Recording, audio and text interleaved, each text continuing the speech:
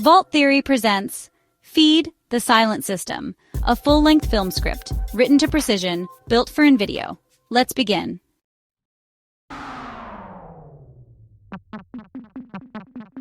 You don't remember the moment you joined. You didn't sign in, you didn't opt in, you just scrolled. And it began. It was called a feed, but you never asked. Who's feeding you? And what are you feeding in return?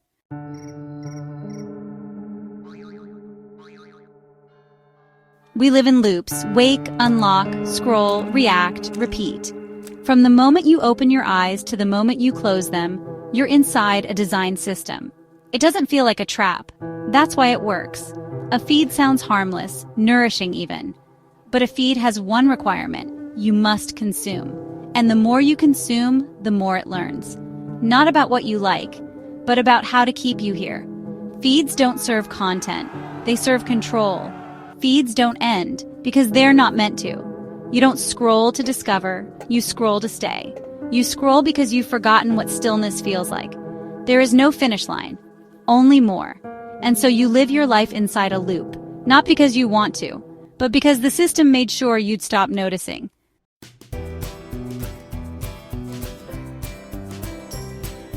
The feed wasn't always there. In the beginning, the internet was a landscape. Static, exploratory, human-made pages waiting for curious minds, but that was too slow, too unpredictable, too human. So the architects of attention began optimizing. RSS became news feeds. News feeds became timelines.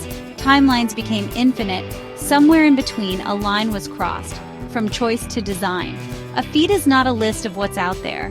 It is a carefully ranked stack of what you're most likely to stay for. It rewards anger, it feeds outrage, it amplifies fear, because those emotions generate more time on site. You don't choose your feed chooses you, not for who you are, but for what makes you react. And the genius? It never looks malicious, just convenient.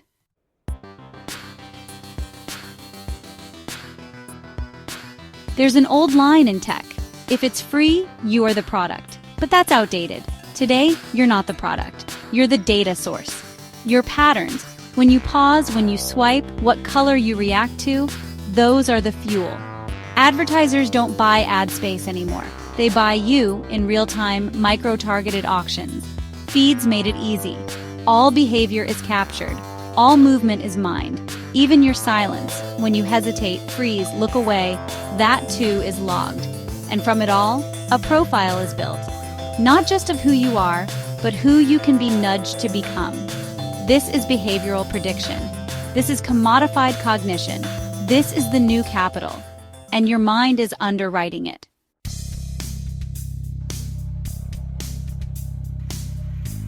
Before digital feeds, there were literal ones. In agriculture, feed meant input. Grain for cattle, calories in, productivity out, then came factories. The industrial age didn't feed animals. It fed humans' tasks. Assembly lines, punch cards, workflows, still loops, still control. The digital age didn't break that pattern. It refined it. Now the loop isn't physical. It's psychological. You're not fed tasks. You're fed dopamine. The same economic logic applies. What gets measured gets monetized. What gets predicted gets exploited. Your scrolling isn't free. It's work. Invisible labor for machines that learn your triggers and package your mind for rent. They don't sell you ads. They sell access to your next click. Your feed is your workstation. But no one told you you were on the clock.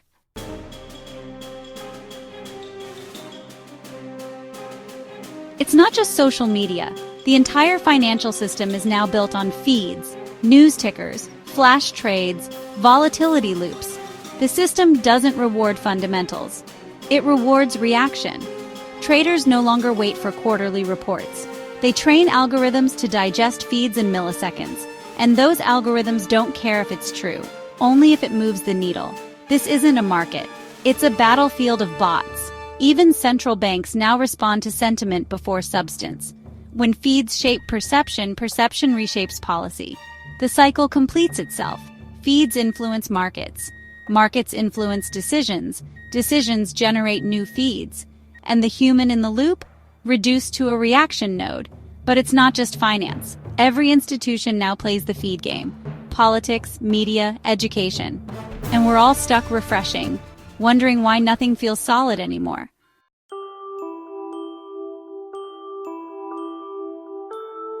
The scariest part of the feed isn't what it shows you, it's what it trains you. Scroll, react, repeat. You're not taught to pause. You're trained to perform quickly. You laugh before thinking. You share before reading. You cancel before questioning. This is algorithmic conditioning.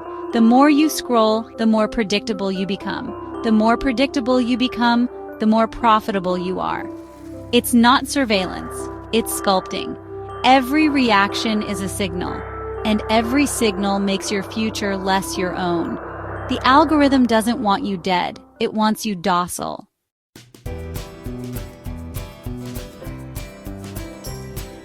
Belief doesn't change with argument, it changes with repetition. The feed doesn't argue, it repeats. Over time, what you see most becomes what you trust. Not because it's true, but because it feels familiar. This is epistemic conditioning, shaping your understanding of reality through exposure. You're not asked to believe, you're trained to assume. Feeds do this with soft repetition, tiny variations, daily nudges, echoes of the same message, phrased slightly differently, until it feels like your thought. You didn't arrive at the idea, you were led.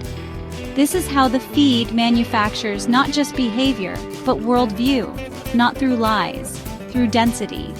Your version of the world was never chosen. It was curated.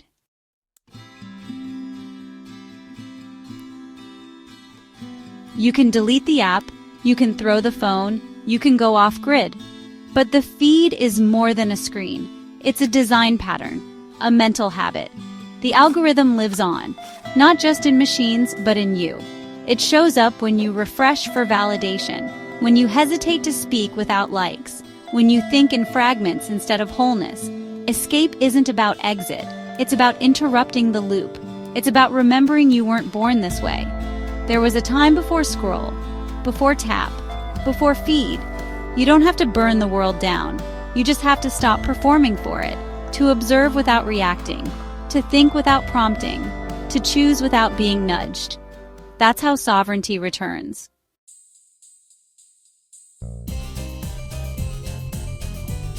Sovereignty today is not about borders. It's not about wealth. It's not even about privacy. It's about attentional control. If you can decide where your mind goes and why, you are rare. You are powerful. You are dangerous to the feed. The sovereign individual doesn't unplug out of fear. They engage with intent. They don't consume content. They build signal. They're not passive. They're anti-fragile. They don't seek validation. They create resonance. To be sovereign is not to escape society. It's to move through it without being moved by it. The feed can't target what it can't predict.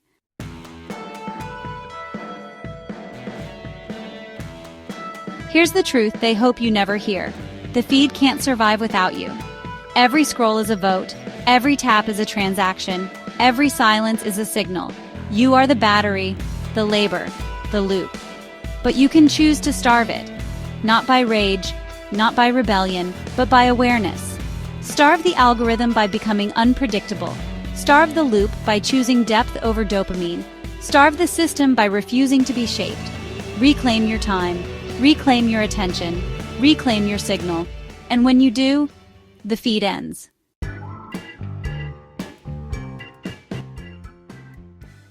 Unfollowed?